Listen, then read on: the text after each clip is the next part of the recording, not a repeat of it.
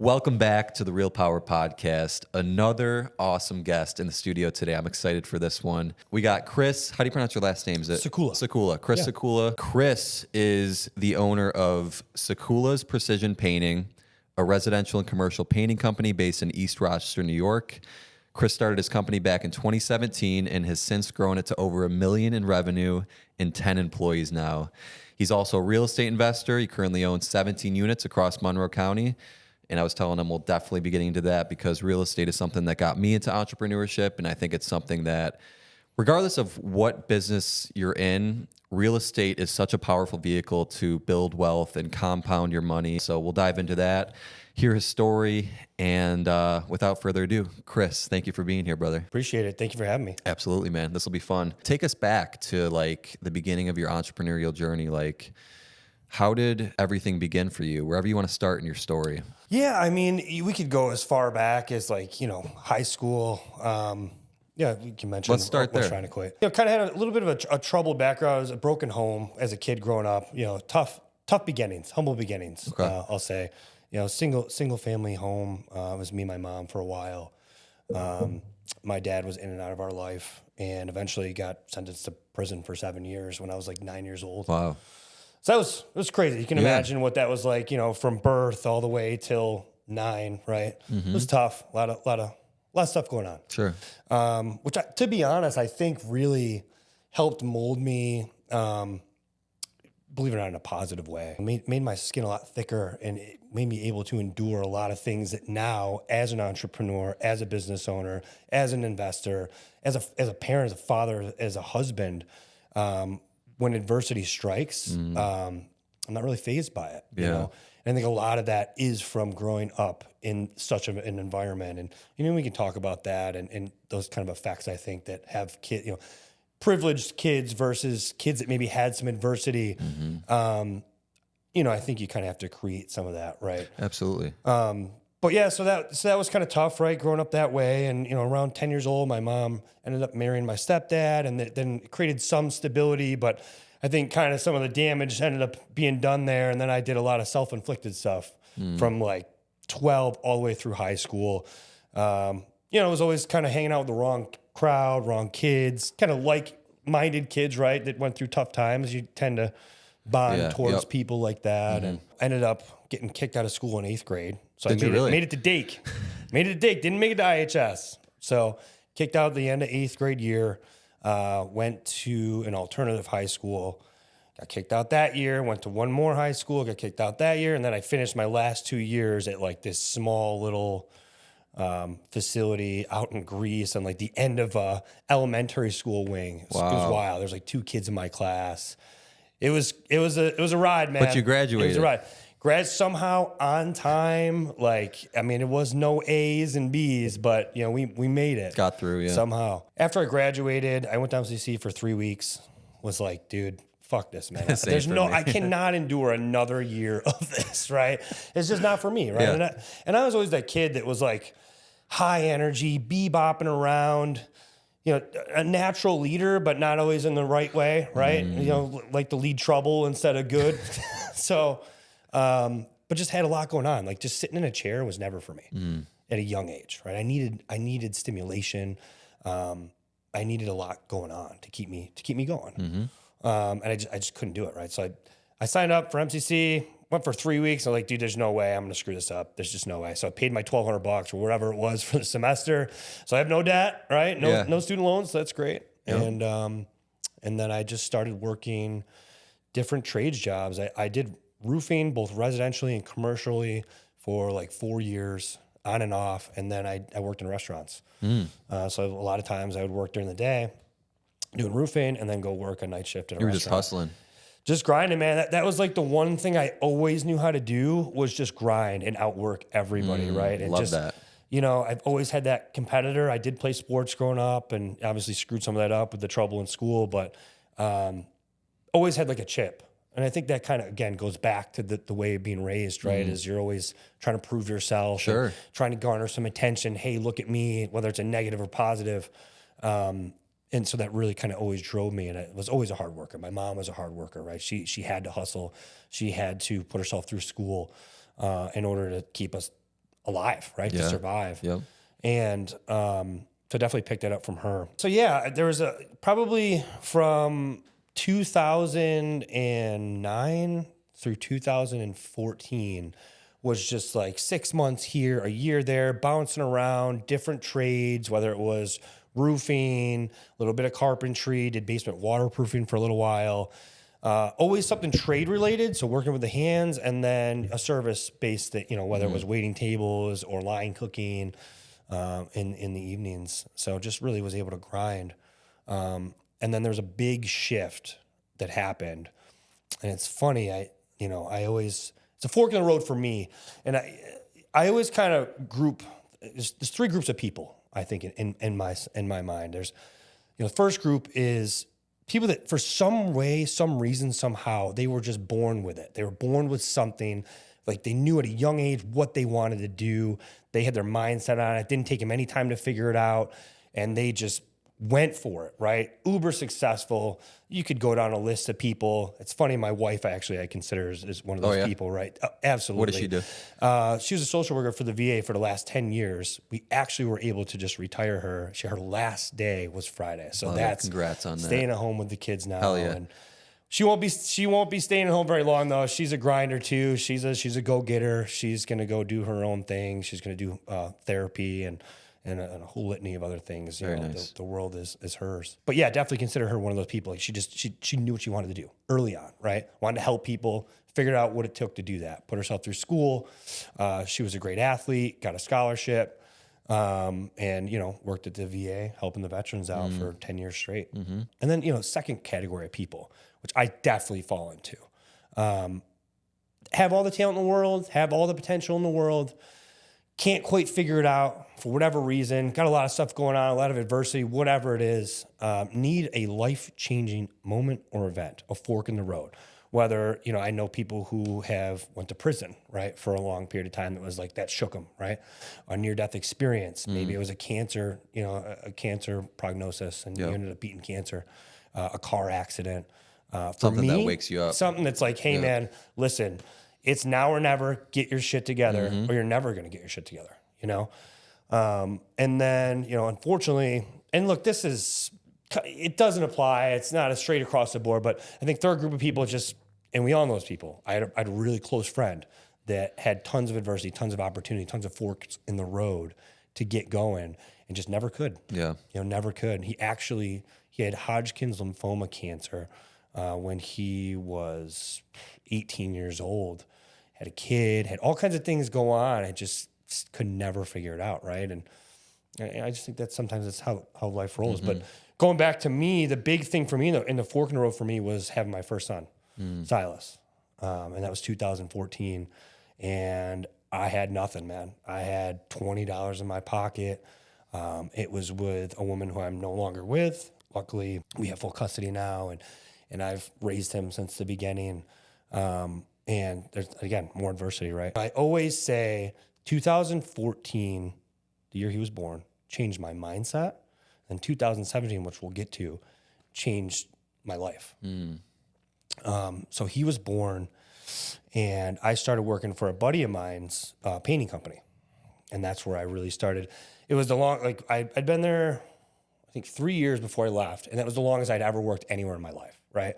The most consistency, the most time spent. Like I took that grinded out mentality and just focused it on that. I was like, listen, I got this kid now. I really got to get grinding. Got to put food on the table. Yep. I cannot have him feel the way I felt growing up. And that was like intrinsically my biggest motivator as to why I had to make that happen. So from there, grinding. 2017 rolls around. I ended up splitting with his mom. That fall, I met my wife, and we were dating for, 2 months maybe. My boss comes to me and is like, hey, look, the company's going under, whatever reason, financials, like whatever. We got to let you go. And I just spent, 3.5 years, whatever, building myself up from not knowing anything to leading crews, and, this could be a career for me. And I was like, dude, I don't know what I'm going to do. So I go home, I talk to her. I'm like, what do you think I should do? I was like, I know this trade in and out. Like I know this skill. If I could just put a dollar amount per hour on it, I think I could go out and try to make something happen. And listen, at the time, man, she had a master's degree. She had her own house in East Rochester. She was driving a Cadillac. I mean, she was like everything that I thought, like the allure, right? Everything that I would have like aspired to want to have. Yes. She had it. Yes. And she easily could have been like, dude, fuck this guy. Like, I get any guy I want, you know? Yeah. She's tall, beautiful, but like, I'm out, right? Absolutely not. She was like, go get it. I got you. I love got that. this. Love I got that. this. Yeah. And that was huge, man. And that's why I said 2017 changed my life. So then I started the business April 2017. We ended up getting married that summer, moving in. She got pregnant with our middle child, all 2017. It's a busy year. So, dude, split, met her, started my business, expecting a second child, and got married and moved in. Wow. 1 year. The year of everything. 2017. 2017, baby. That And was here we 8 are. years ago almost. Wow. All right. So thank you for giving us, because that was a very in-depth rundown. I think it gives the audience a really good perspective of like who you used to be. Absolutely. and where your journey has taken you. So I have so many directions I want to take it, but let's start with There's this. a lot. I put a lot out there That was for us, great. right? I'm like, what should I go after Yeah. here? Let's start with this. You put this in the prep sheet. An old adage in business that you and your company live by, RAP, R-A-P. Talk about what that stands for and what that means to you guys. Yeah, reliability, accountability, positivity. It really plays a big factor when we hire. You know, it's everything, right? And I think some of it can be taught by example once you get here, but a lot of it is like, I think life teaches you a lot of these things, right? Whether it's my way of life where I've been battle hardened and tested and it's been bred into me by life, or your parents. You have a great upbringing. Not that I didn't, but you know, I think that's kind of your responsibility to let life teach you, or your parents' responsibility at a young age to teach you these things, right? To be reliable, show up on time. And on time to us means 10 minutes early. Love that. Yep. Right? That's not, you know, if we start at 8, it's not 8:05, it's not 8:10, you've already missed the boat. You know, we'll let that fly for a few days, a week, and then you're out. Like, you know, we have people Standards. here that do that. You day in and day out, month after month, year after year, that are so reliable. It's not fair to them, right? And it matters so much to me. So it's the reliability part is huge. Just being able to, when you say you're going to do something, do it, right? And then accountability. I think accountability to me, the biggest thing is we're all going to make mistakes, man. I've made so many mistakes in my life, but your ability to own that. Yeah. And not pass the buck, right? And not be like, oh, it was this person, or it was the wrong time of day, or the sun wasn't out yet, or a lot of people do that though. You know, we laugh, but it's like, you know, a lot of people just cannot accept responsibility for mistakes that they make. And we've kind of, you know, sometimes I'd say society demonizes mistakes. You have to be perfect. Dude, life isn't perfect. Nope. And I'm a huge testament to that. Life is absolutely not perfect. And it's almost beautiful that it's not, because the biggest lessons we learn in life are from the mistakes that we've made. Preaching, and man. the chances that we've taken and the times that we've fucked it up. Right. And the only way you're going to be able to get better is when you screwed up, you're like, hey, I'm not going to do that again. I'm not going to run into that wall. I'm not going to touch that. That was hot. I don't want to do that, you know? So that accountability is huge for us, right? And then positivity, you know, and I get it. Nowadays, especially, a lot of things going on with the economy. It's The tough. media. Yep. Media makes it. I don't even watch it. We can talk about that. Oh, I don't either. I brother. don't. Yeah, you can't. Right? You have to stay away from it. But you know, yeah, we all have stuff going on, right? Whether it's me at the top of this thing, I got problems just like everybody else, or somebody that's just walking in the doors, maybe just trying to kind of get their life together, get their footing, getting their career started. I know what that's like too, you know? We all have those issues, but you have to try when you walk in or you wake up, you have to try to kind of leave some of that to the side. And it doesn't mean if things come up, we're understanding, right? We built a culture where it's a small family. We talk to each other. Everybody knows they can come to me if they have a problem, whatever it is, you know? But it's the every day it's a problem, or we're looking for a problem, right? Like, I need people that can find solutions. They're looking for the good. They're looking for solutions to problems. Not you're walking into a room and you're like, problem, but no answers. Yeah. I can't work with that. You can't, And then, especially from like a leadership position, right? Nobody wants to be around something like that. No. It's tough. It's tough to be around. So, that's what that means to us. We really harp on that when we hire, just because I'm really big on protecting our culture. Yeah, me too. I think we've done a good job of trying. It's a hard thing to do too. It takes is one person, and really the big is the negativity part, right? I mean, any of it, right? The reliability thing, when everybody's doing what they're supposed to do, and you got those people that are coming in, any one of those legs of the tripod kind of fall out when you hire somebody, it starts to bring everybody down. And if you don't act quickly, it will take everybody down. It's like poison. It starts to seep in, and it just takes one person to kind of knock all the rest of the dominoes down. Yeah. So. And I see business owners and other people, and even in the beginning, I fall into this trap of like, look, we're all under the gun, right? We got to get things done. We got to get jobs done. Sometimes the best producers are the shittiest employees. Which sucks, yeah. So like you're in this game of like, I really got to get this stuff done. I'm under these deadlines, we really got to get paid. And this is our best guy. He's the only one that can spray, whatever it is. But he's showing up late and he's bitching and he's, it's like. And you got to take the longer term approach absolutely. of like, 100%. Long-term view cannot be spoiled by a short-term gain. There it is. Yep. Let's actually quickly, because I kind of jumped the gun there.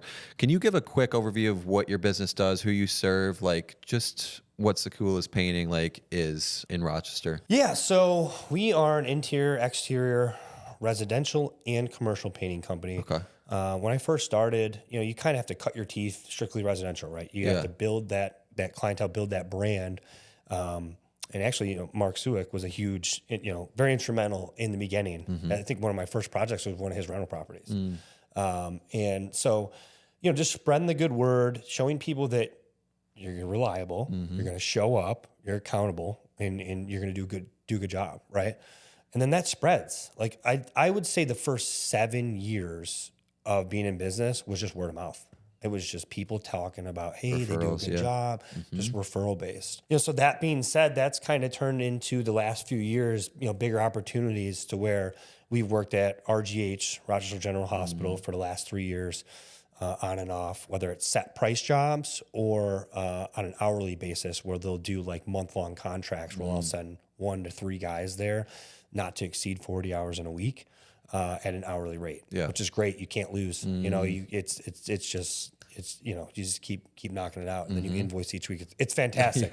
Well, and they love it too. It's great because when you set that not to exceed, they have a budget now, right?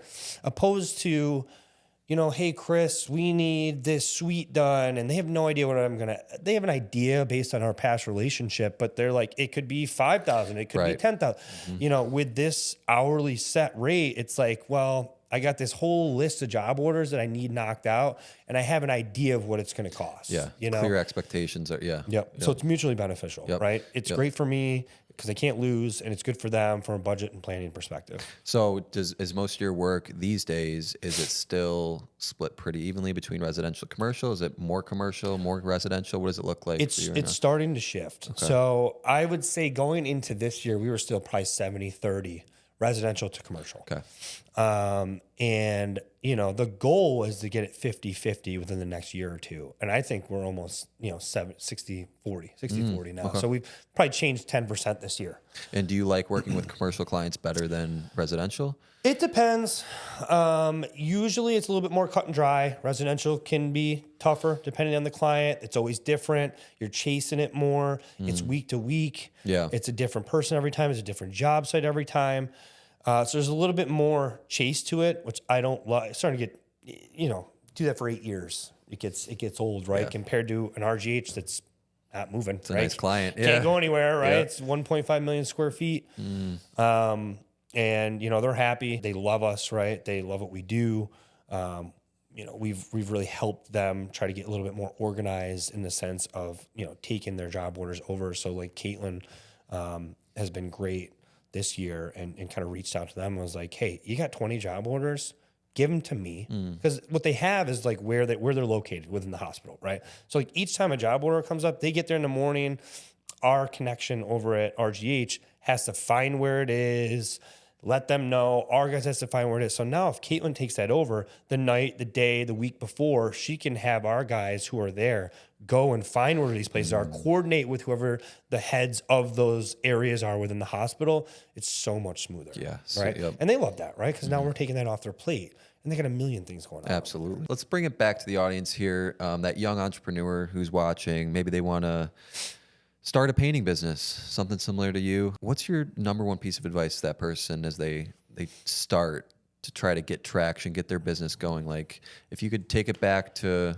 2017, what is it that you were doing in those early days to really get things going? There's a couple of things, and I think they get very overlooked in a lot of ways. I think two things really, really important.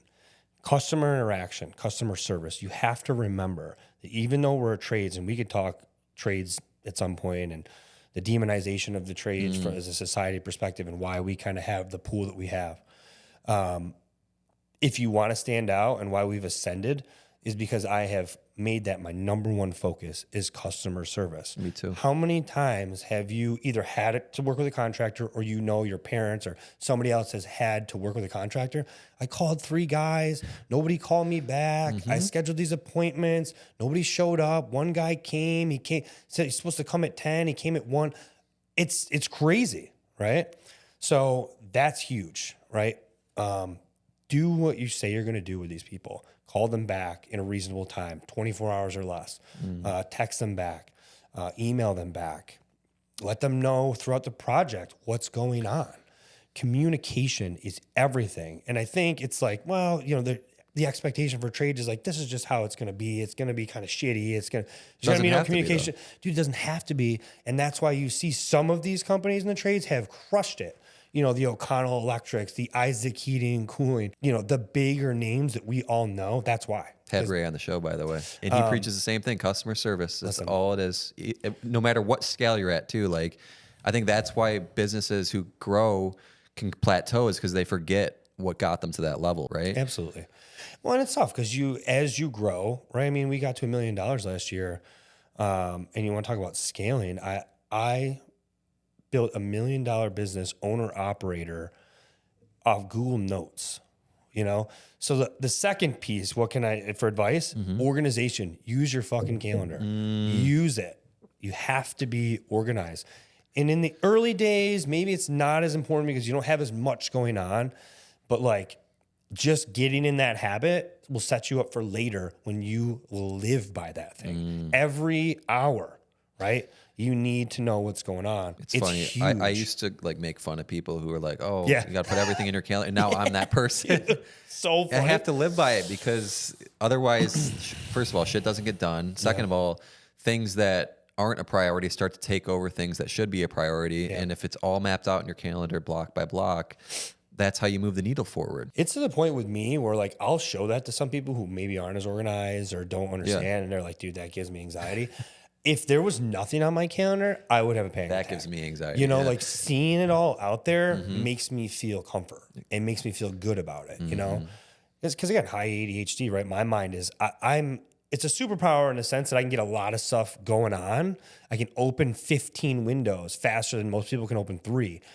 But the opposite end of that, if you're not organized, you're going to leave 10 of them open. You're going to only go back and shut 5. So the organizational part will help you come back and close all those windows. Yes. Yep. And that's where you really take in that superpower, being able to do all these things. Yeah. Those are great tips. So what about for like generating business in the very beginning? Like how would you recommend someone, let's say they know how to paint, you can learn the skills over time, but like, how do you get opportunities? Like, what did you do in the beginning? Did you just use your network to get those first couple jobs? Network, be personable. Like I said, I was able to get in with a few great people, Mark and a few others, but make sure that you prioritize those people because they will help promote your business. Like there's certain people and connections you can make where you don't necessarily have to work as hard on the marketing, especially in the beginning. Now we're at a point where we got tons of social media stuff. We hired Caitlin originally to do all that. This was a big year of like marketing. We ran an ad with 13 Wham News. I did a commercial with Jeremy Cooney, like a sponsorship opportunity. We're in that point now, but in the beginning, you can't. I mean, it costs thousands of dollars, you know? Yep. But I would just say be proactive, right? And in social media, though, is free. Yes, so it like is. in the beginning, I was doing all that stuff myself. I really utilized it, right? Boosted posts, couple $100, whatever, and just stayed active on there. Shared it, asked people to share it, share. Yep. Making sure you're passing out cards, your yard signs. It's stupid, it's old school, but it works. And we get so many calls from yard signs. Just leave the yard sign, leave it there for 2 weeks. Get a nice A-frame sign, a sharp one, a nice looking one. Now we have the ones that we stick and leave, but in the beginning I had those big, nice A-frame ones, and all that little stuff matters. Try to get something on the vans or your trucks or whatever you're operating out of. I mean, in the beginning, I would go to like the neighborhood I'm working in and talk to the neighbors. That's a big one. Go right to people. You have to not be afraid of conversation. Just getting out there. Meeting people. Because I did the same thing. Yeah. Like, in the beginning, it's just getting your name and your business out there in as many ways as possible. Social media was huge for me, meeting agents. But like you said, once you do good work for one client or a couple clients, they do the marketing for you. Wildfire. Wildfire, exactly. And that's how our business grew so fast. And now we're at a point where, referrals are great, but we don't want to just rely on referrals. We're starting to look into different marketing, sales stuff. So, but yeah, when you're first starting in the beginning, just it's pounding the pavement. Grassroots, just grinding, man. Yep. It's all on you. Yep. You have a team of 10 now. Yeah.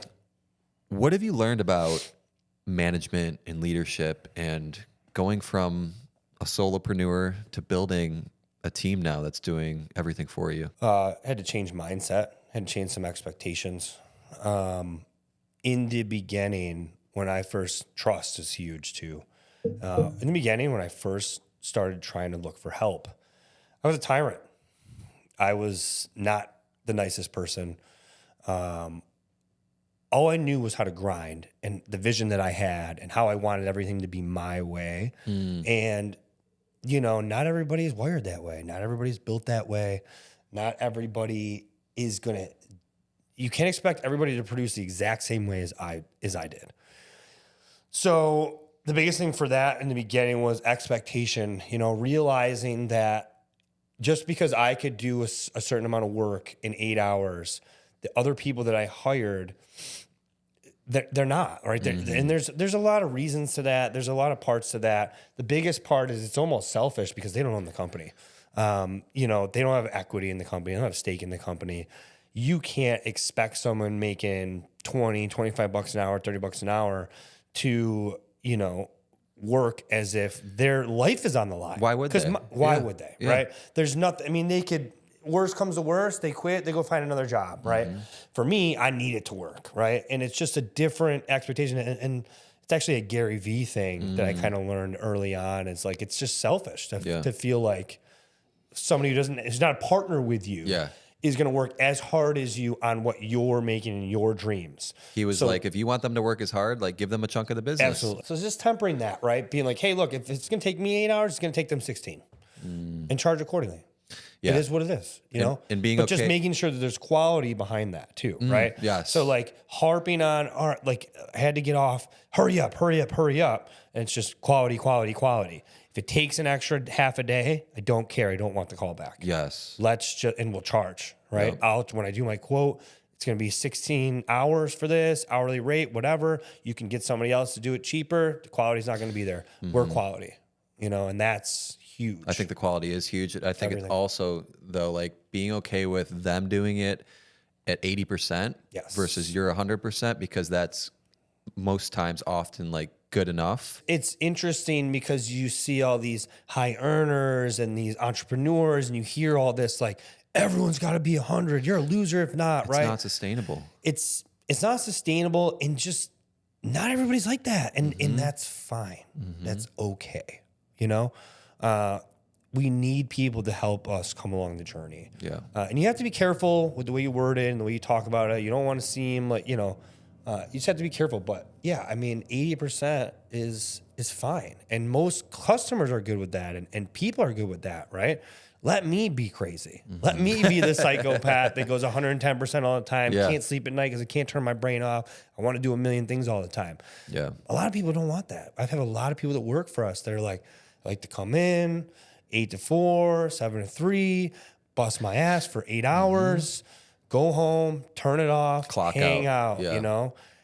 That is nauseating to me. Like, I just can't stop, but that's fine. And if your whole team was like you, they'd have their own businesses. You know what I mean? 100%. It's like we'd have just a bunch of one-man shows all over the place, you know? Yeah. So that's a big competition. point there. Yeah, exactly. Yeah. Like personality, and it's something that it's always been on my list to like take a personality test and like have my team take it too. And we got to do it this year. I actually got to get it done. I got a guy for it.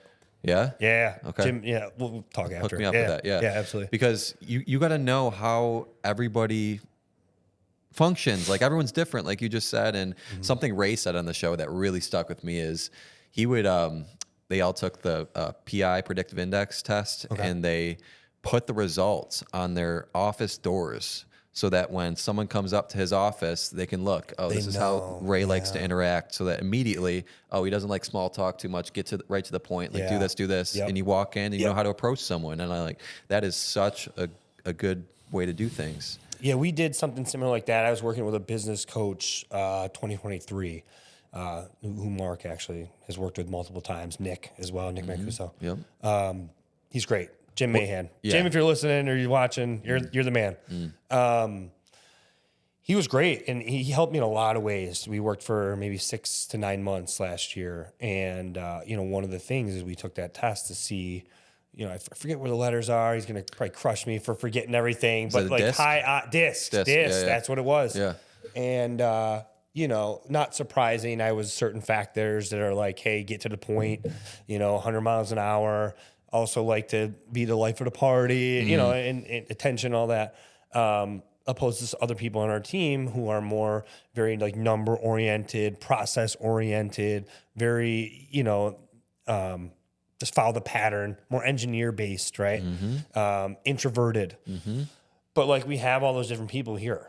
Not everyone's not just like me. Not everyone's just like that, right? So figuring out how to coexist together, knowing those things. So we actually did. I sat down with like some of the leaders of our team last year and we did that. It'd probably be good to do it again. Worth the time. Probably good to do once a year, because I think you forget, right? I mean, it's cool in the moment, a few weeks go by, you're like, and then it starts to slip, right? So if you can get a refresh every year, Absolutely. I think it's worth it. Yeah. If you're open to it, because I think it's really helpful for people, younger entrepreneurs, what your growth has looked like over the years. So like you said, you crossed that $1 million mark.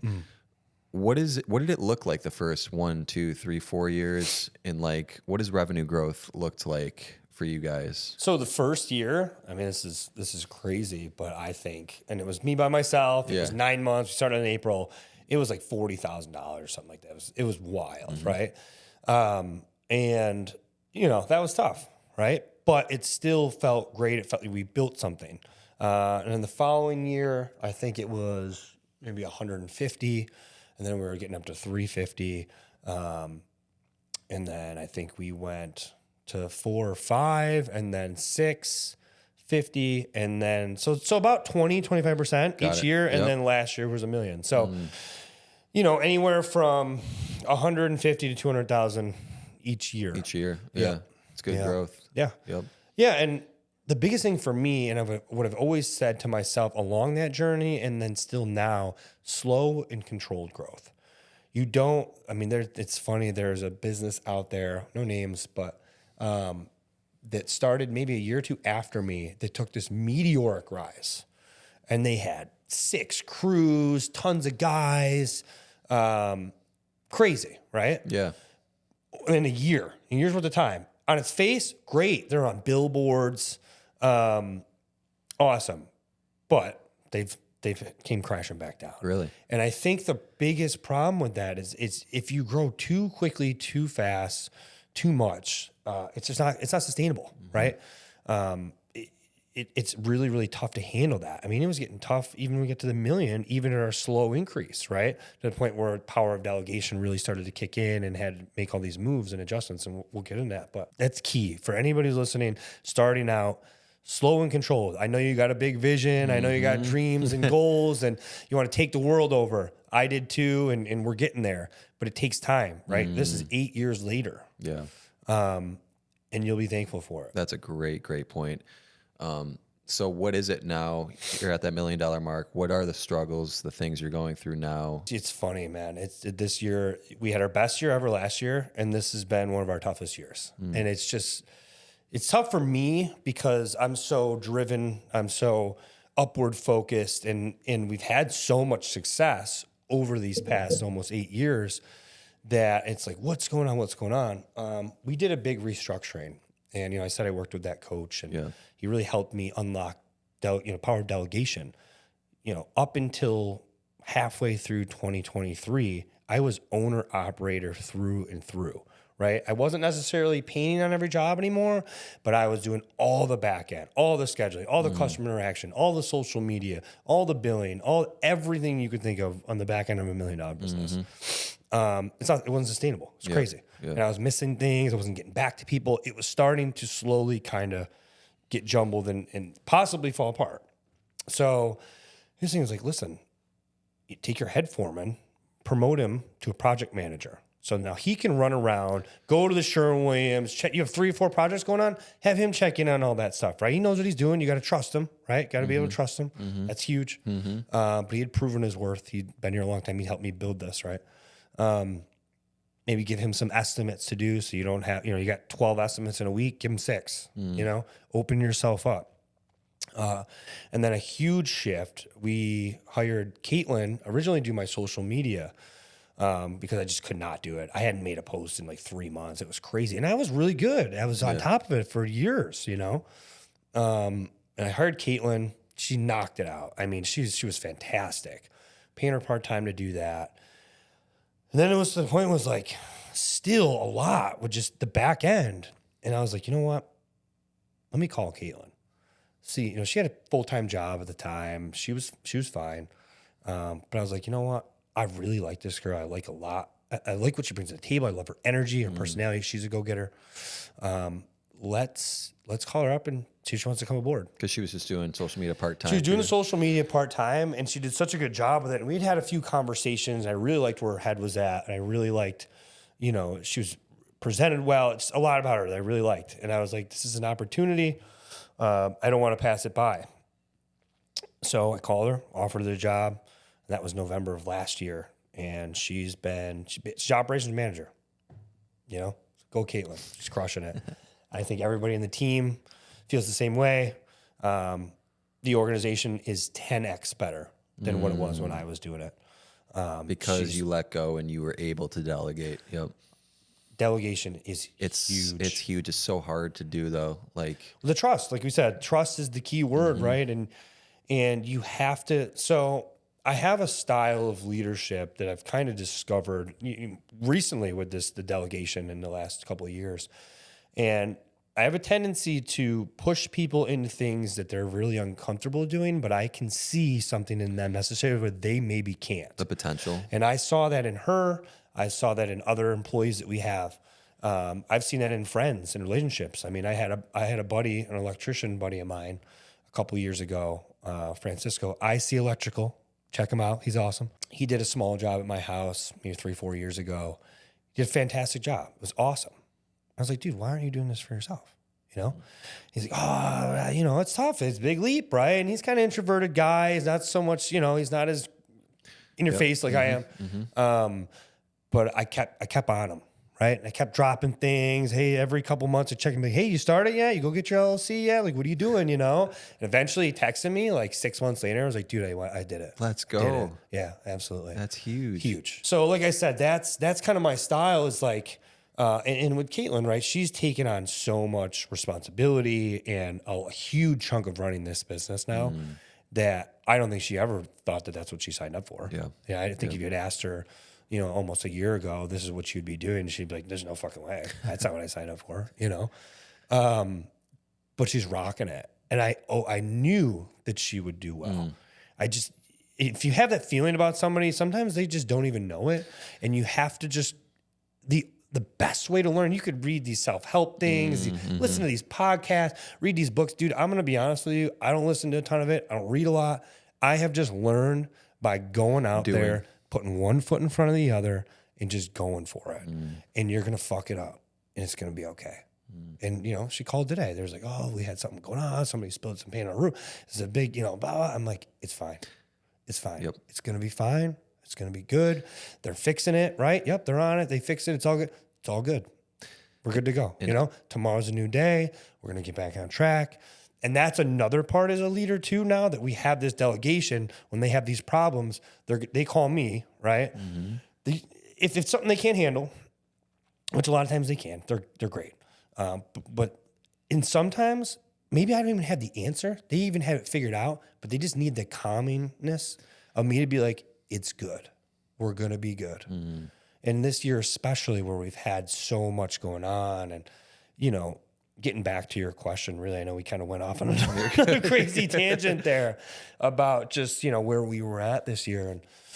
And, you know, it's been a turbulent year, you know, so we did all those changes. And in my head, I was like, man, this is going to take us to the next level. We're going to do 1.5 this year. It's going to be astronomical. Well, when you bring people in and they become super organized and you create all these processes that I was probably missing things for the last 2 or 3 years, you find a lot of problems that you need to fit. So it's funny. There's an analogy I said, this year was death by 1,000 paper cuts of different colored paper, if that makes sense. Different colored paper. Different colored paper each problem. Okay, so how so? You weren't repeating a lot of these problems. You weren't repeating these mistakes because that's a big red flag. Now you have a real bad issue, right? But each problem that came up was something lingering from an issue prior, an issue past, or something that we had to deal with right away. It's fixed, and we're not going to repeat it again. So, but it's still overwhelming, right? Because if you have a problem, you have a problem, and there's different ones. It becomes overwhelming. But I think a lot of that, like this was a year of growth, brand building. We did a lot of marketing. It's a combination of a lot of things that it's more of a plateau. Right, we're probably going to match or come close to what we did last year, which personally, internally, feels like a failure. But that's how business is, right? Yeah, and I've had the luxury of kind of doing this nice little rise, and now we're doing a little cap for a second.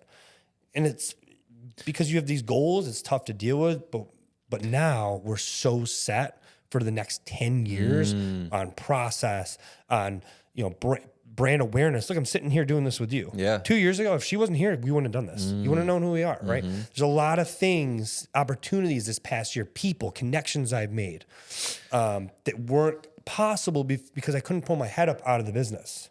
You know what I mean? Dude, I'm just nodding my head over here because I feel the same way about we want to grow by this much every single year.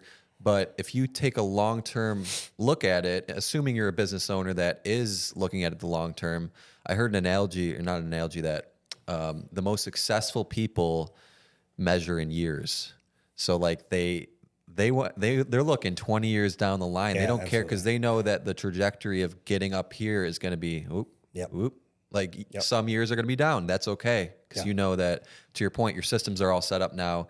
Now you're like really ready to take off. Well, you got to recalibrate, right? And that's where those plateaus are. It's a recalibration. It's a look inside, inward. Hey, there's been a couple things. Yeah, we've done well, but there's a couple things we can do better. Let's fix those things so we can go back up here. Do you have a passion for painting? Do I have a passion for painting? And let me preface this a little. Because I started a photography, videography business. I don't have a passion for it, but I learned how to do it, and now I have a passion for building a business around it. So I think that's the direction I'm going in. Like, did you actually enjoy painting walls, or is it the business that you're building that you're passionate about? Yeah, I don't like painting. It's a vehicle to get me where I want to go, right? And especially in the beginning, right? It was something that I had latched on to in sort of a time of desperation, going back to 2020 or 2014, when there was that fork in the road and I had nothing going on. I needed something, right? So I learned it, got really good at it, and then we've turned into a business. Maybe in the beginning I did really there's a therapeutic aspect to it for sure. There's something cool about, putting your headphones in, you know what you're working on. You just kind of go to town. I am much more motivated, much more excited, much more into the business building aspect, even to the point now where we've built this great business. I'm looking at other things. What else can we build? We kind of got a little bit of a roadmap now. Can I buy this? Can I look at this building over here, maybe, or this business over here that might be struggling a little bit? How could we help if I purchase that business? Can I learn that? Because really all it is learn what you're selling, right? Learn the service, learn the product. It's either a service or a product. It's one or the other, right? Learn it, put a dollar amount on it, and then build a culture. That's it. Build in your processes, right? Yeah. Duplicate it. So yeah, that's much more exciting to me is the business ownership, the entrepreneurship. Me too. And I think the reason I'm going there is because before I was an entrepreneur, I thought that you had to be like passionate to like really be able to grow something. Yeah. But then I realized like even some of the most boring businesses, and I'm not calling painting boring. Don't get offended here, man, Chris. There's definitely more exciting things out there. But like you can, first of all, you can get passionate about painting. Second of all, you don't have to be passionate about it to build a painting business is what I'm trying to get at. So like if you're an entrepreneur listening, and you're thinking like, oh, I got to find something that I love doing every day and it fires me up. Like this didn't fire me up, and I was able to build something that's creating wealth, financial freedom, all this stuff for me. And it was a skill that I had no idea. I had no idea how to work a camera, and I started this kind of business, and here I am because I learned the skills, YouTube, online courses, all this stuff. Yep. So what I'm getting at is like, don't get caught up on thinking passion is the only way to succeed, because you don't have to be passionate to start a great business. And I don't even know that that's sustainable. Sometimes you just got to do the dirty work, dude. Sometimes you got to do what you don't want to do. Sometimes you got to wake up, and just go to work and put the time in and do what needs to be done, whether you like it or not, whether you love it or not, whether you're passionate about it or not. Yeah, does it help? Yeah, but I think there's a misconstrued message where you do hear all this stuff. You have to find something that you love. And you wake up every day and it's not, you go to work and it's not work. It's like, man, we're putting a label on there and a false sense of reality to people where it's like, work is work. Problems come up all the time. And it's never going to be easy. It's never going to be a breeze. There's always going to be something to deal with. And you got to just show up. Sometimes that's all it is. Sometimes you're sick, you're hungover, you feel like shit, you're depressed, you're getting punched in the face a lot. Just show up on those days. Because that's more than what most people would do. Most people would call in. Most people would be like, I'm out. I got sick time. I'm taking vacation time. I'm out. We just show up. And there's other days where I'm like, dude, I'm ready to fucking go. Can't wait. Just got a great workout. I'm fired up, But there's some days where, 5:30 sucks. Yeah. But I got to get up because I got people looking at me. I got young boys looking for me to be like, what do we do? I got people to depend on me. I have a team of people that need me to show up. You have people to depend on you, eyes watching, and then even just for yourself, that consistency. And having the expectation that some days are going to be great, some days aren't. And like, if you can just stay even keeled, like that's the key to being a great entrepreneur, is like not letting the highs get you too high and not letting the lows get you too low. It's really easy to fall into that trap, We've all been there. I'm sure you've been there. You've felt that. I've felt the lows hard and I've felt the highs high, But yeah, just realizing that it's never all as good as it looks. It's never as bad as it feels. It's always, it'll be all right. It'll be all right. It'll be all right. Let's talk real estate quick. Because real estate's something, like I was telling you, got me in entrepreneurship. I own a couple of properties myself. When did you get started in that? I started 2019. I bought my first duplex, lived in half of it, rented out the other half. Awesome. FHA'd or? FHA'd, yep. Love it, dude. I always preach to people, I'm like, if you're gonna buy... Do you have kids, family, or anything like that? No, yeah, I have a wife. See? But Lucky. Man. And I did this back when we weren't even married yet. So I did it while I was young. What was your first property though? What does your portfolio look like right now? Any real estate tips? Wherever you want to go with like why you're investing in real estate. Well, there's a million reasons, right? I bought my first property in 2020. Unlike some people, the service industries, especially the trades, did really, really well during COVID. So I capitalized on the opportunity. At that time, we had our best year ever. Made some decent investments in the stock market, took advantage of that when it collapsed and came back, and saved up a down payment. And unfortunately, I had to go conventional. Didn't do FHA. We had already had our own home because we had kids and a family. So yes, I will preach 100%. If you are getting started, try to FHA it. Do what you've done. House hack.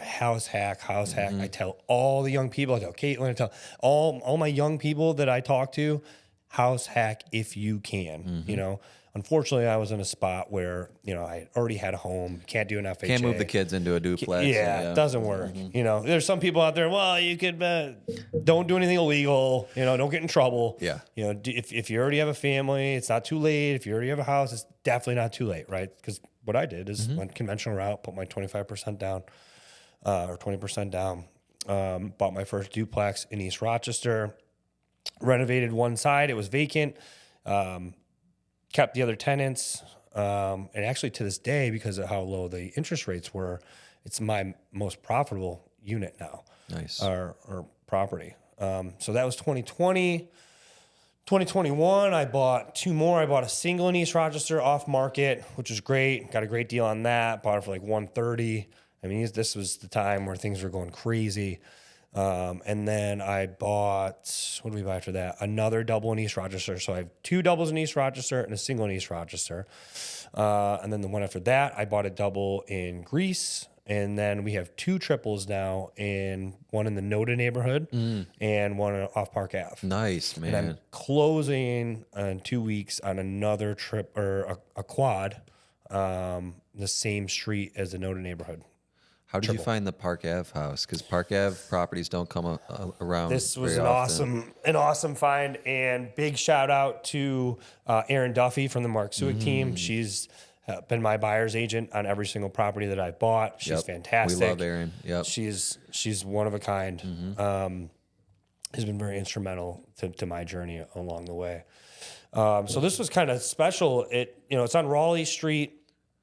It was listed for like $225, some crazy low number, and it's a triple. And it was a weird situation where the owner, was owner occupied, and he was like taking care of this like paraplegic guy. It was a buddy of his, and the owner died and left the paraplegic guy. And the mom ended up having to take it over, and they were really sensitive to this guy. They didn't know what was going to happen with him, whether he was going to need to be placed. He couldn't pay the rent. He couldn't pay anything. So you kind of were, if you were buying this property, you were taking this over. And I think most people were just going to take it over, evict, go through the process, remove the guy, whatever. The seller's agent, the listing agent, was real sensitive to this, was a friend of the family who kind of just fell into their lap. And Aaron was sensitive to that. And so we put an offer in for $275. I think asking price, escalation up to $275. Knowing that we probably weren't going to get it, but whatever happens, whatever. They were getting offers, escalation to whatever. They didn't care, man. Like people were going $350, but I think the sense was a lot of people were being very aggressive to this lady, to the listing agent. And I don't think she liked that very much. And we promised her that we would keep the tenant and I would do right by the tenant, and whatever happens. I just want the property. We'll deal with it as it comes, and we're not just going to throw them out. I understand the situation, and that ended up getting us the property. Wow, man. Over everyone else. So like the money didn't make a difference in that situation, which is crazy because that's money usually runs everything. But it doesn't. It doesn't. Sometimes people have attachments, and there's feelings and other things that matter. There's a human aspect to it, right? There is. Yep. I love that story because the way my wife and I got the current house we're living in is the same kind of situation. It was an estate sale. The owner had passed away. The three kids were selling it, and there were offers above what we wanted to pay, but they liked our story that we were a young couple moving in. We said we'd take care of the house and like we're honoring her and everything, and they liked us better than the higher offers, and sometimes that's just how it goes. Yeah, and I think people overlook that too, right? The emotion part of it. And so having a good agent, because like if I was representing myself, maybe I overlooked that. Maybe you don't always know the ins and outs of that, right? And a lot of these agents know each other. They have relationships outside, and they can get a good feel. And I think, if we didn't have Aaron on our side for that, I don't know if it would have happened. So that was huge. And the kicker, 2 weeks before we closed, he ended up getting placed in an assisted living. Look, So like the good world- the karma, you world know what I works in mean? a It's certain like way. we Yeah. you know, we took it on. We were more than willing to do whatever needed to happen, and then it kind of took care of itself. Love that. You Great know? story. Are you managing all these properties yourself? You have Currently, a property manager? still, yeah. So Okay. it's kind of a split deal. Being in the trades, you know, this is kind of funny how the world works, and it's like a cyclical thing. The company that I learned how to paint for, when they split, it was a father-son company. Matt Willoughby, MW Construction, he's awesome. They do everything. He went off and started doing his own thing, but didn't want to just paint, right? He wanted to get into remodels, kitchens, baths, a little bit of everything. And bounce around for a little while. And he's been doing his own thing for 5 or 6 years now. And we've always stayed really good friends. We were really good friends when I worked there. You know, I was one of the best men at his wedding. You know, we just went to their baby shower last month. They're having a kid soon. We've always been tight. So, and the reason why I'm bringing all this up is we're going back into that trust, right? Matt has done 6 or 7 renovations on my properties, my portfolio now over the last 3 years. And it's huge because I can trust Matt. It's not even so much a financial thing. He's weird. There's an understanding that it's going to cost whatever it's going to cost. I don't care necessarily as long as it's reasonable. But I just know that Matt's going to get it done. He's going to do it right. He's going to call me if there's a problem. He's going to walk me through everything, any questions that I have. And I think that's a big piece for people who don't have those connections. Luckily, I was able to make some of these connections. Like we have a great plumber, we have a great electrician, I have a great roofer, all these things that just network based from either me being in the trades or just networking. What we're kind of getting into now as we're getting into 17 units, it's getting up there, right? It's harder for me to manage. I mean, I still do all the interaction, but what'll happen is somebody will text me, there's a leak or whatever it is, and I'll just text it to Matt. And he'll usually take care of it. You know, he has some of the contacts now for the tenants, and it's like a pseudo management. Having the team around you that can take care of things. Yep. I mean, like I said, I have the electrician, the plumber, the roofer. You have your Avengers, really. Yes. So I'm just delegating to them. Hey, I got this problem. Go check it out. Let me know when you can go over there. I'll coordinate with the tenant, or sometimes I'll just send the tenant their contact if it's something small, or I feel like that, you know, they're okay with that. Kind of knowing your tenants too, just like you knowing your customers, what you can trust them with. So entrepreneurship is tough, as we've talked about. How do you cultivate like a strong mind, keep your mind sharp? Like, what do you do to stay healthy, like habits, routines to keep that mental sharp? So big gym guy, first of all. I was just going to say, health, you on said your health, man. It's like, that's huge. And you want to talk about staying sharp, mental toughness. When I work out, and you'll see if we ever go to the gym together or whatever, and take it for what it is. I'm probably one of the hardest workers you'll ever see in the gym. And, you know, I've built this up. It goes back to that grind mentality, right? Of always trying to be competitive. You're looking around, what's everybody else doing? I got to be a little better.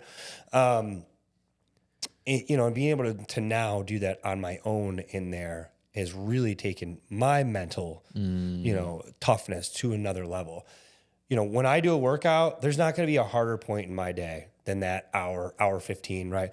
You know, been going to Elevate now and doing, you know, the ice baths in the sauna. I do a 4-minute ice bath. I do, you know, I'll go work out and then I'll do a 15-minute sauna. And those are the hardest things that I'll have to endure all day, minus like I have some tragic loss in my life or something, you know? There's nothing in my day with the business, the properties, minus an absolute catastrophe that's going to be tougher than what I already did. So I'm ready to go. Love that. I'm good to go. Or you know? First thing in the morning, you get all this done? Yeah. So I'm usually at the gym by 9:30. Okay. So I get up, I have the kids, young kids, right? So I get up, I wake up, my day starts at between 5:30 and 6 o'clock. I get up, I'll check my phone, you know, maybe do an estimate or something that was lingering, whatever, pick up anything that was lingering from the day before. I'll get up with my oldest, make sure he's good to go. I'll eat, get the kids on the bus. They're usually on the bus by 8, a little bit after. And before my wife retired, I would usually 3 days a week take the little one to daycare. And then I'd be out and ready to go by 9 o'clock. But, now that she's home, it's 8:30, so around 9 o'clock. So, yeah, do the gym, and then I'm probably done with that by 11:30, come home, shower, and then grind out the rest of the day. Yeah, love it. Yeah, I'm kind of the opposite. I get all my work done first thing in the morning, get to the gym like late afternoon, right before dinner time. That's just what works for me, but we'll have to coordinate the workout in for sure. Well, the thing for me too is like I don't know how you feel, but like sometimes my brain, like I gotta eat, right? And we eat healthy, like we eat all whole foods as much as we can, right? Yeah. I'm an 80%er when it comes to that stuff, right? Me too. You grind it out, you eat as best as you can 80% of the time, because I think 110 isn't necessarily sustainable. But I need all that stuff in me, and I feel my best right around the time I'm getting to the gym, getting through the workout, and then peak is like 12, 1 o'clock for whatever reason. Like if I got to do a lot of selling or talking, or I'm on point at that time, Perfect. Even this podcast started at 1 o'clock. I was going to say, that was perfect timing, right? Opposed to like later in the day, and I'm starting to kind of peter out a little bit. And like if I had to work out later in the day, I don't think it would grind it out as much. What do your workouts look like? Are you lifting like super heavy, like cardio, like what does it normally look like for you? So right now I have it to 5 days a week. I try to do 3 days on, 1 day of rest, then 2 days on, 1 day of rest. So 2 rest days, 5 days of lifting. We got 1 day for chest, 1 day for back, 1 day for legs, 1 day for shoulders, 1 day for arms. I'm usually 6 to 8 movements per muscle group. So if it's chest, 6 to 8, I'm usually 3 sets of 15. So workable weight to the point where you're at, your 12th rep, you're getting close to failure. It's hard, yeah. Yeah. So opposed to loading the weight up and stuff like that. So it'll be a few weeks until I'm ready to kind of raise the weight. Opposed to like of those 3 sets, for say you're starting at 20, then you're going to 25, then you're going to 30. I'm not necessarily doing that as much anymore, right? Which is more your like powerlifting traditional way of getting a lot stronger. And if you're trying to be an athlete, those days are kind of behind me. I'm just trying to have sustainability, muscle growth, aesthetics, right? I want to look good. Well, like I said, man, you look great. Appreciate that. You look really Thank good. you. And I'm the same mentality here. I used to lift like super, super heavy. I just want to have nice muscle mass, nice physique, and my joints are something that have really been bothering me lately, where I'm just like, I don't want to do the super heavy stuff because I'm just crushing my joints. You don't need to, right? No. You can still have great muscle growth, contraction, right? It's muscle contraction, the squeeze and the contractibility. Holds are really good. A lot of holds, you don't need to do all that stuff. A lot of that's ego lifting. It is. It is, exactly. And it's not sustainable long term, and you're gonna get hurt. Goals for the future, man. What does the future look like for Chris in terms of the painting business, real estate, personal stuff? Like where do you want to go in the next couple of years? So I would say on the real estate side, I'm more heavily focused on that as we go along, right? I just think there's so many advantages to being in that. In that realm of things. And I don't care if you are a business owner or not. Like even if you're a W-2 employee, buy properties, right? Whatever you can do to distance that gap and get closer to financial freedom, the real estate will get you there. 100%. And that was my original plan. I went to, I had a corporate job and I started buying properties. I'm like, this is going to be my way out of the job. And then I'm just like, fuck this, I can't do this. So I quit and did all this. But that was the other way around. Yeah, that was going to be my path. And I think for a lot of people who maybe don't even want to start like a business, like a service business or something, real estate can be that way to financial freedom. Man. It's the golden ticket. It's not, you're not going to get rich quick though. It's like, it takes time. Patience, just like anything else, you have to build it. And there's 2 schools of thought. We could dive in forever. I know we got to wrap it up, but there's different ways to do it, where if you want to be more income based with it, if you want to be more cash flowing, or there's, the way I've done it, which is more like desirable neighborhoods where, it's more equity, right? That's the big key that no one ever talks about is equity, right? All they hear is cash flow and tax diversity and all stuff. But equity is like this unspoken it's where the real money is. Where the real money is. Yeah. You put $20,000 into a property, it's gonna be, you're gonna get back 50, plus your 20, right? So you depending on how you do it and what you do, every single time. Maybe it takes 6 months, maybe it takes a year, maybe it's just time, but you're always going to improve that. But So real estate, continuing to grow that. yeah, 100%. Definitely want to.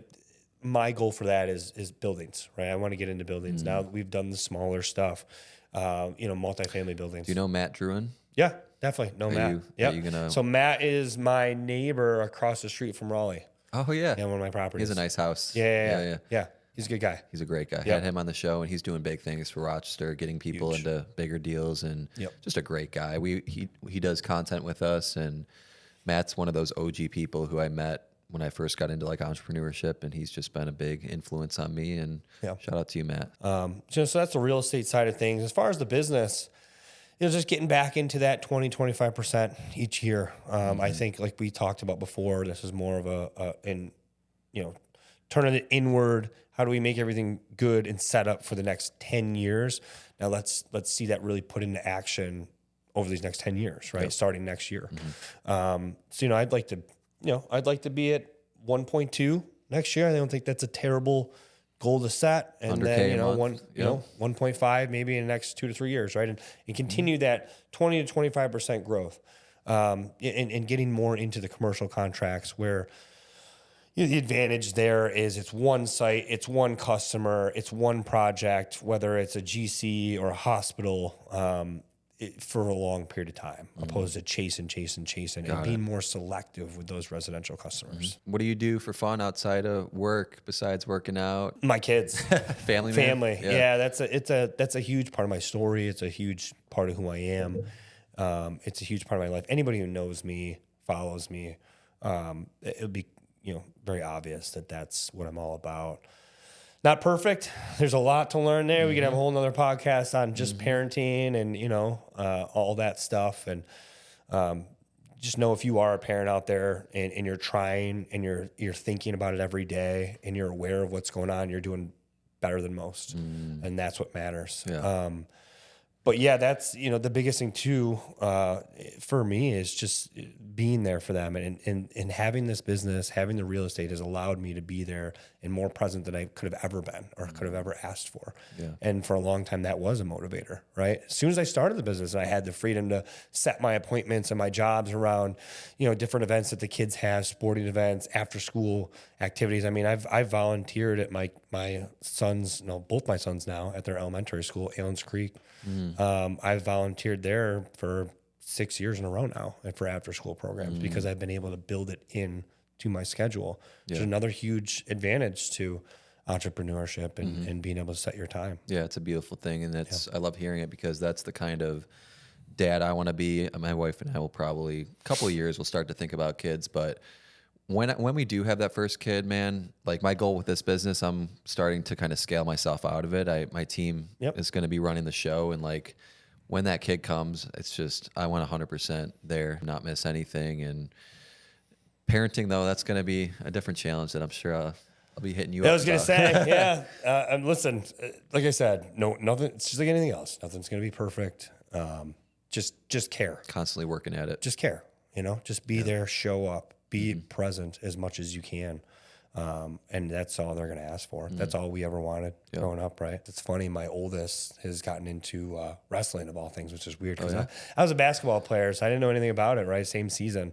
But now I love wrestling, right? Like that's how it works, know? I'm to the point where I might even like it more than he does now, right? Because it's like you want everything but the best for him, You look like a wrestler. You look like you wrestled in high school. That's what everyone says. Like, why? Like when we go to these things and we go to these tournaments, and they're like, "Dude, why didn't you wrestle?" I'm like, I don't know. I liked basketball. Chris, thank you for being here today, man. This has been an honor to have you and hearing your story. And I resonate with so much of what you say, and I think the audience will as well. As we wrap up here, parting piece of wisdom you want to leave with our audience, primarily younger entrepreneurs who have a dream, they want to go for it. What do you want to leave our audience with today? Just go for it. It's never going to feel like it's the right time. It's never going to be the right time. Just take action, right? Don't overwhelm yourself with all these thoughts of I have to do it this way. And this guy said that this is the way to do it. And this person and social media and books and all it's simple, right? What makes a successful person, 2 factors, right? A lot of people that have one and a lot of people that maybe have the other, but if you can put these together, you'll be great. the ability to take risks, be able to jump off the cliff once in a while, educated risk, right? You have to be fearless. You have to have big balls. You have to, right? Thick skin, be able to go out there and get it. And then just grind. You have to be a hard worker. ethic, You have to be willing to do it. And everybody else is not willing to do. Get up before everybody, put the work in before everybody, put more in, stay late, especially in the beginning. Those first four, that's why they say first 5 years, right? Of most businesses, if you can make it past that point, you're usually going to be okay. Because those first 5 years are fucking hard. They are. You know, and you're going to question a lot about yourself, who you are, why am I doing this? Why are we here? Why the fuck did I do this? This is crazy. Just you'll be fine. Just keep going down the path that you started and remember your vision and why you want to do this. Amen, brother. That was perfect. And can't think of a better way than to leave it on that. So Chris, thank you so much for being here. You want to plug your social medias? Where can people connect with you? Sekula's Precision Painting on Facebook, Instagram, TikTok. We're on Google. Love those Google reviews. Those are fantastic. Yep. A big thing I do want to mention is our Painting for Patriots program. Yes. Yep. That is a program that we launched last year. We're basically, through an applicant process, we select a veteran to either paint an interior project or an exterior project on the house by us, one of those a year. And we are looking for other partners, other companies to step up maybe in 2024 or 2025 and maybe partner with us. Maybe we can get 2 projects done or we can do like a renovation / painting, you know. Love that. Whatever it would look like, we'd love to have partners on that. We are connected with some county members that are kind of helping us along with that too now. So, you know, in terms of the applicant and candidate process, it's a lot smoother, and we're set up for a good project for next year. So we're excited. Awesome. It's a beautiful thing you're doing for the community. So awesome. Absolutely. Man. Got to help the vets. That's right. Chris, thank you again for being here. Yeah. Guys, I hope you enjoyed this episode. Please share with a fellow entrepreneur. That helps the show grow. Lots of shares and reviews. And again, goal of the show is to help entrepreneurs get to financial freedom and learn from real, raw education like this. This is something that I wish I had when I started my journey. And I know podcasts are really the new form of real good education for entrepreneurs. Hopefully inspire some people. So thank you again for tuning in, and we'll catch you in the next episode. Peace, guys.